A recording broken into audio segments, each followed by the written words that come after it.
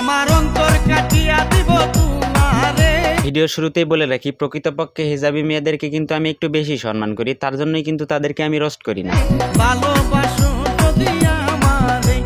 কিন্তু সেই হিজাবি মেয়েরা যদি এই গ্রুপের সদস্য হয় তাহলে কিন্তু তাদেরকে রোস্ট করতেই হয়। কথা কি ক্লিয়ার না ভেজাল আছে? ক্লিয়ার। আসসালামু আলাইকুম, দিস ইজ রোস্টার বিপ্লব। ওয়ালাইকুম আসসালাম।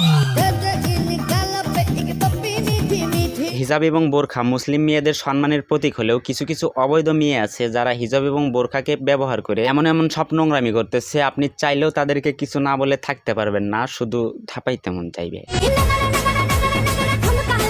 ভিডিও শুরুতে আপনাদেরকে একটা গল্প শোনাই। অনেক ধার্মিক একটা ফ্যামিলি ছিল, সেই ফ্যামিলিতে জন্ম নেয় একটা কন্যা সন্তান। তার বাবা মা সেই সন্তানের নাম রেখে দেয় আয়েশা। যেহেতু সে একটা ধার্মিক ফ্যামিলির মেয়ে, সেহেতু না চাইলেও তাকে ধর্মীয় বিষয়গুলো মানতে হয়। সবকিছু ঠিকঠাকই ছিল, কিন্তু হঠাৎ একদিন সেই মেয়েটাকে টিকটক নামক ভাইরাস অ্যাটাক করে এবং মেয়েটি টিকটক বানানো শুরু করে দেয়। কিন্তু তার ফ্যামিলি তো ধার্মিক, তাকে তো টিকটক ভিডিও বানাতে দেবে না। একদিন সে টিকটক ভিডিও করতে গিয়ে তার বাবার হাতে মার খায়, তার বাবা তাকে বাসা থেকে বের করে দেয়। তারপর থেকে মেয়েটা এখানে থাকা শুরু করে এবং এখানে থাকা মেয়েরা যে কাজটা করে এই মেয়েটাও সেই কাজটা করা শুরু করে দেয়। আর আমি গোপন সূত্রে জানতে পারলাম সেই মেয়েটাই নাকি এই আয়েশা।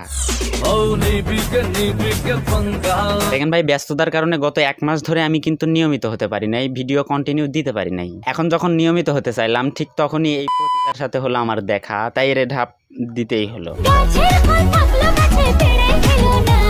এতদিন জানতাম শয়তান শুধু পোলাপানদের কুপথে বা খারাপ পথে নিয়ে যায়, কিন্তু ভাই এদের মতো কিছু নাকি যে পোলাপানদেরকে খারাপ পথে নিয়ে যাচ্ছে সে বিষয়ে কারো কোনো প্রতিবাদ নাই। শয়তান মানুষকে নানান উছিলায় আস্তে আস্তে খারাপ পথে নিয়ে গেলেও এদের মতো কিছু খানকি মেয়েরা আছে যারা কিনা পোলাপানদেরকে এক মুহূর্তেই খারাপ বানাচ্ছে, তারপরে একদলা এসে বলবে শয়তানি খারাপ, এরা নয়। দেখেন ভাই, এরা এমন ভাবে টিকটক ভিডিওগুলো বানায় যা দেখে শয়তানও অবাক হয়ে যাবে এবং বলবে এদের মতো টিকটকার থাকলে আমার দরকার কি।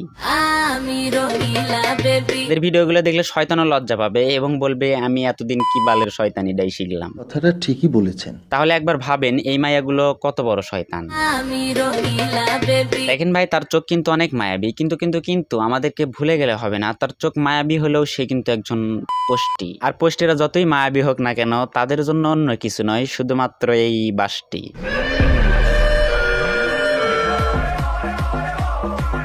কে পোষ্টি কে মেগি এটা দেখে আমাদের কি হবে ভাই? আমার তো এই মাগিকে দেখলেই শুধু থাপড়াইতে ইচ্ছা হয় না। মানে ভাই একবার ভাবেন জন্ম কতটা নিকৃষ্ট হলে হিজাব বা বোরখাকে ছোট করে টিকটক ভিডিও বানায়। আরে ভাই এরকম ভাবে থাপ্পড় দিলে তো মশাও ব্যথা পাবে না, এদেরকে থাপ্পড় দিয়ে হবে না ভাই, এদের দিতে হবে থাপ। কারণ কি জানতে পারি? কারণ এদের জন্মের ঠিক নাই, কে এদের বাপ। দেখেন ভাই, অনেকদিন পরে ভিডিওতে ব্যাক করছি, ভেবেছিলাম ভালো কিছু দিয়ে করব শুরু, কিন্তু পারলাম না, তার জন্য সরি। আর হ্যাঁ, ভুল হলে ক্ষমা করবেন। আজকের ভিডিওটা এখানেই শেষ করি। তো আজকে বিদায় নিচ্ছি, দেখা হচ্ছে নেক্সট কোনো এপিসোডে। ততক্ষণ সবাই ভালো থাকবেন, সুস্থ থাকবেন।